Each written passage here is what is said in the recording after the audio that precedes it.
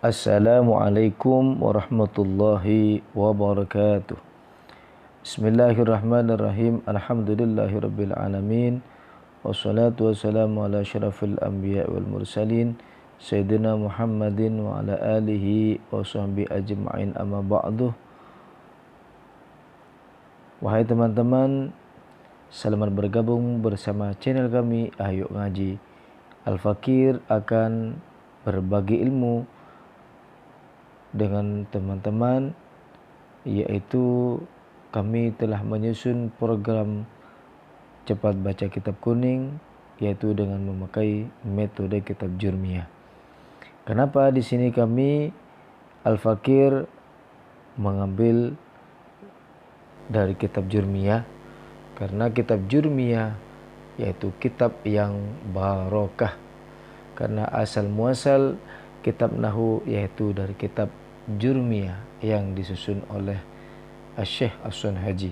Baik teman-teman, marilah kita mulai dengan bab yang pertama, yaitu bab kalam. Bab kalam. Di sini akan kami bacakan definisi daripada kalam. Al-kalamu huwa lafdul murakkabul mufidu bil wad'i. Al-kalamu, adapun kalam, huwa ialah, al-lafduh itu lafad, al-murakabuh yang disusun, al-mufiduh yang berfaedah, bil wad'i dengan berbahasa Arab, atau dimaksud dalam kata lain disengaja. Jadi kami di sini menyimpulkan definisi daripada kalam adalah kalam ia adalah lafad, murkab, mufid dan wadu'. Yaitu kalam harus lengkap 4 syarat, yaitu lafad, murkab, mufid dan wadu'. Jadi nadamnya yaitu kalamuhum lafdun mufidun musnadu wal kilmatul lafdun mufidun mufradu. Kalam harus lafad dan juga tersusun, mufid dan wadu'. Contoh Zaidun qaimun. Jadi di sini sudah jelas definisi daripada kalam, yaitu lafad, murakkab, mufid dan wadu'. Baik, di sini kami menjelaskan sedikit tentang kalam.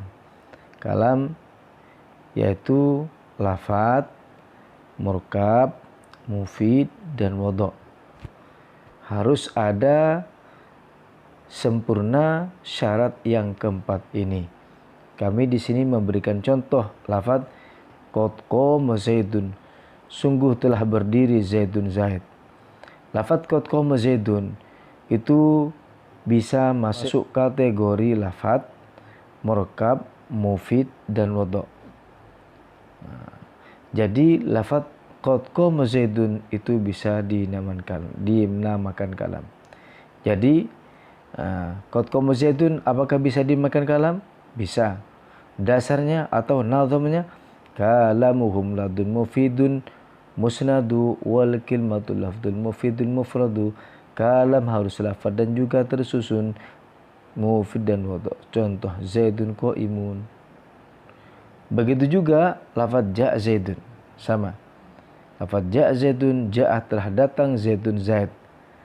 Ini bisa dinamakan kalam karena lafad ja' Zaidun sudah bisa masuk kategori lafad, murakkab, mufid dan wadu'. Selanjutnya kami akan membahas tentang syarat-syarat kalam, akan kami perinci satu persatu. Kami mulai dari bab lafad.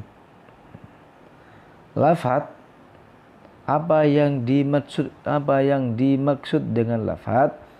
Kami bacakan definisinya. Lafad huwa sautul mustamilu ala ba'dil hurufil hijaiyati. Lafad ialah suara yang mencakupi atau meliputi salah satu huruf hijaiyah Arab, dari huruf alif sampai iya. Jadi lafad ialah suara yang mencakupi salah satu huruf hijaiyah Arab. Jadi kami di sini memberikan contoh lafaz Zaidun, ya, lafaz Zaidun. Lafaz Zaidun, kalau kita mengucapkan lafaz Zaidun, Zaidun, berarti ada suara.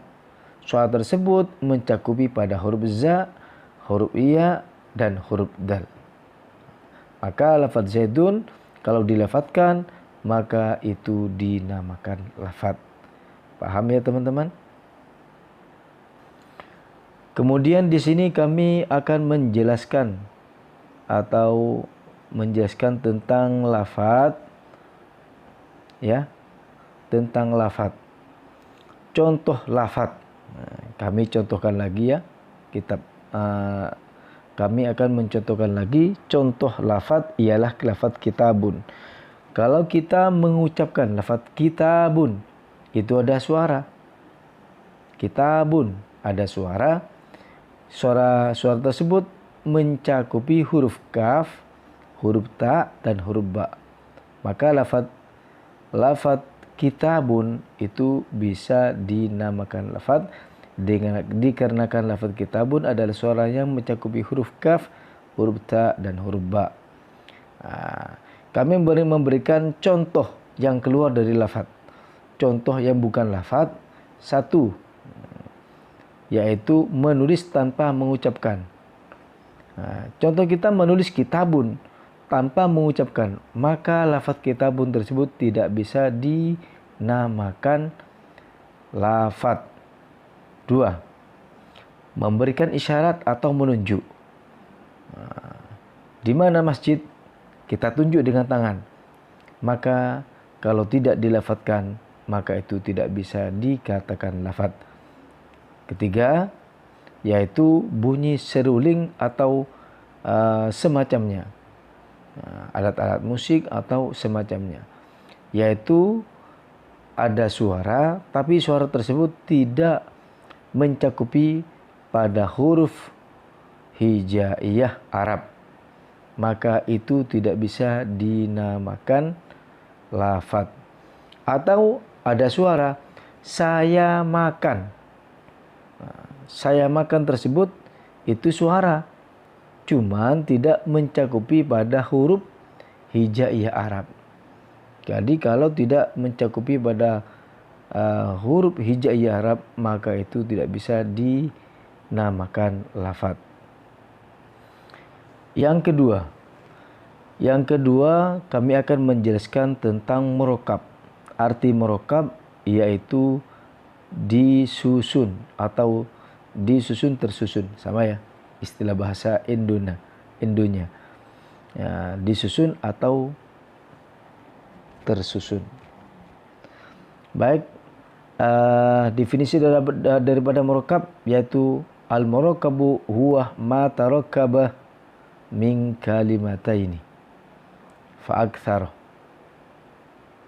Ma tarakkaba min kalimataini fa'aktsara. Cuma di sini faktornya masih belum di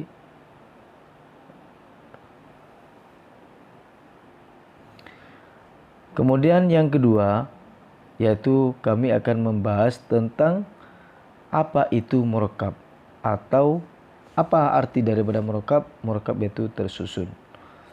Baik, apa yang maksud murokab? Murokab adalah wa huwa ma tarakkaba min kalimataini fa'aktsara. Faktornya ini tidak tertulis di sini, fa'aktsara. Ya. Murokab adalah kata yang tersusun dari dua kalimat atau lebih. Dua kalimat atau lebih. Di sini kami memberikan contoh ja'ah Zaidun, qad qamah Zaidun. Ja'a Zaidun, di sini lafaz ja'a Zaidun itu tersusun dari lafaz ja'ah dan Zaidun. Ja'ah kalimat fi'il dan Zaidun kalimat isim. Berarti lafaz ja'a Zaidun ini sudah tersusun dari fi'il dan isim. Kemudian kami memberikan contoh qad qamah Zaidun. Qad qamah Zaidun itu adalah kalimat tersusun dari tiga kalimat. Yang pertama qad, kalimat huruf. Kalau qad masuk pada fi'il madhi dikatakan qad tahqiq atau qad takrib. Lafadz qomah adalah fi'il madhi.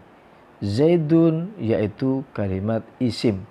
Jadi lafadz qad qoma Zaidun ini dinamakan murakkab karena sudah tersusun dari kalimat huruf, kalimat fi'il dan kalimat isim. Di sini kami sedikit menjelaskan tentang murakkab, ya. Tentang murakkab. Murakkab di sini isim dan isim, contohnya Zaidun qaimun. Zaidun isim, qaimun juga isim.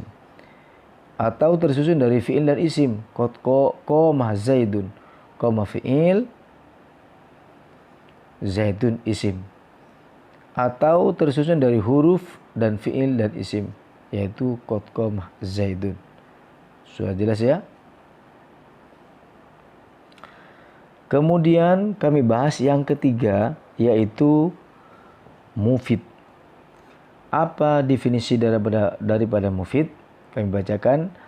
Al-mufidu huwa ma'afada faidatan yahsunu sukutu minal mutakallimi wasami'i alaiha.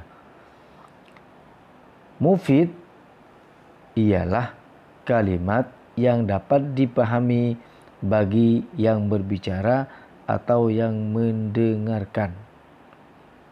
Ini definisi daripada mufid.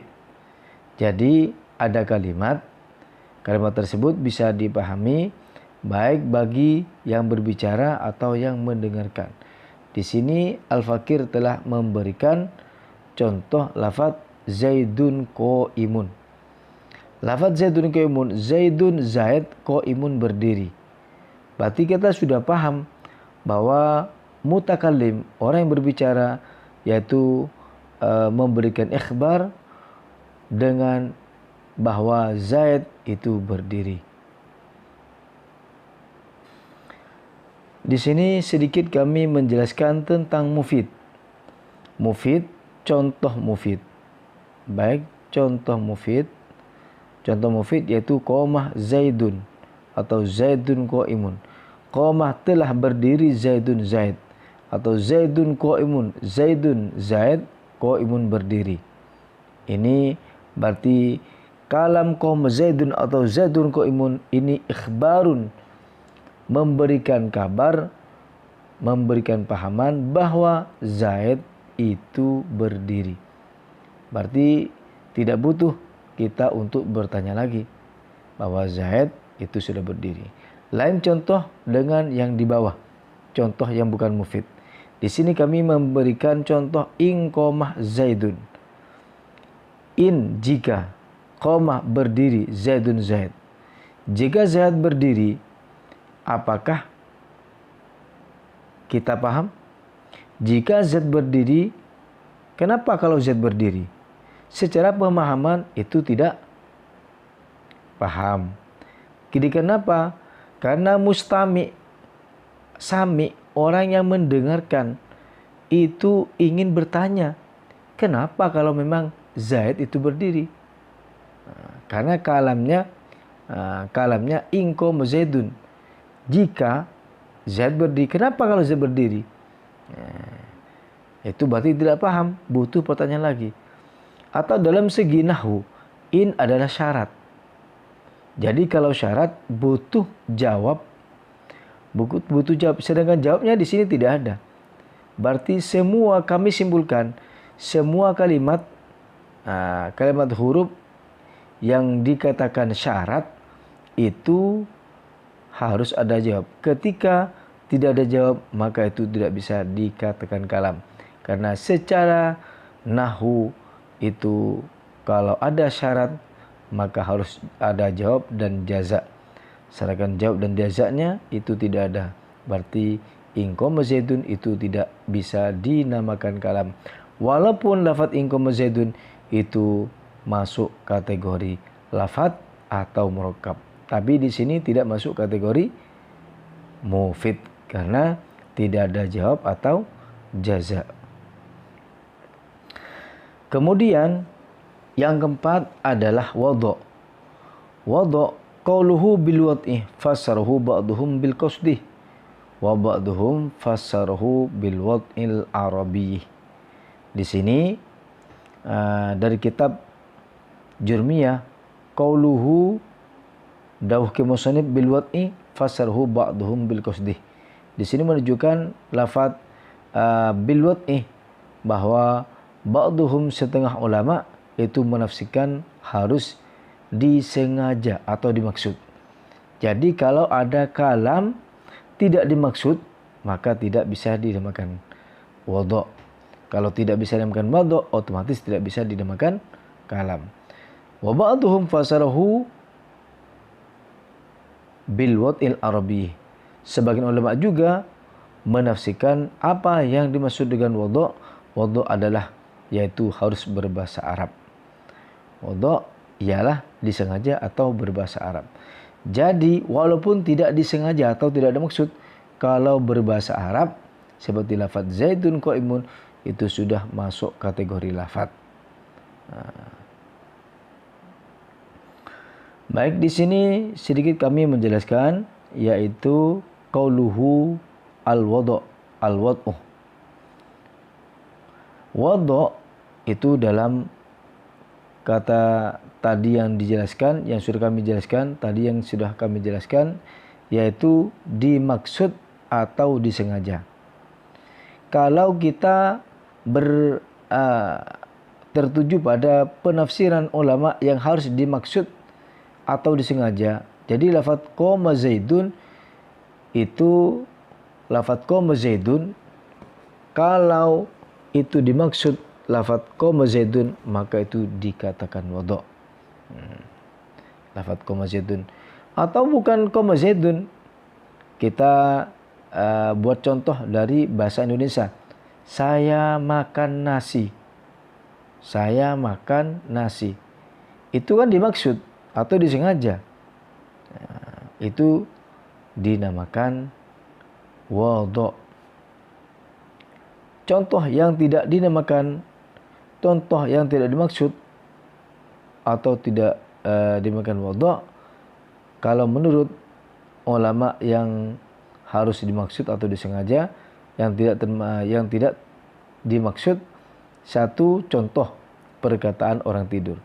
Jadi misalkan orang tidur itu berbicara qoma zaidun, maka itu tidak bisa dinamakan wadhu, karena mengucapkan lafaz qoma zaidun itu tidak disengaja atau tidak maksud. Kedua, perkataan orang yang lupa, tidak dimaksud. Orang yang lupa mengatakan qoma zaidun, padahal tidak ingin mengatakan qoma zaidun, tapi ingin mengatakan zaidun qaimun. Ternyata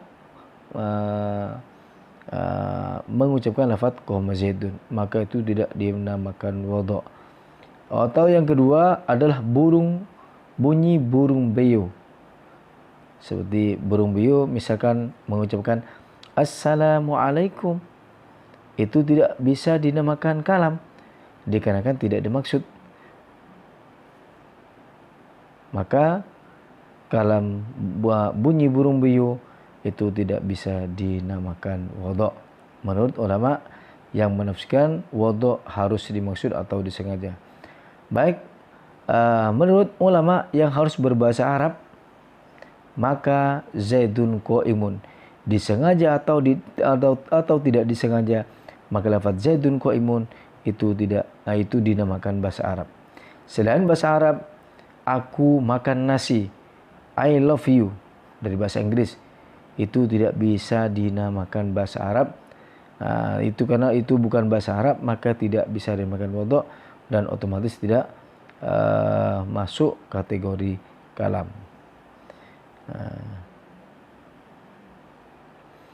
Jadi kami di sini simpulkan kalam adalah harus masuk kategori lafaz murakkab, mufid dan wadhu. Contohnya lafaz zaidun qaimun. Itu sudah bisa dikatakan lafaz, bisa dikatakan murakkab, bisa dikatakan mufid, dan juga bisa dikatakan wadhu. Maka lafadz qoma Zaidun itu dinamakan kalam.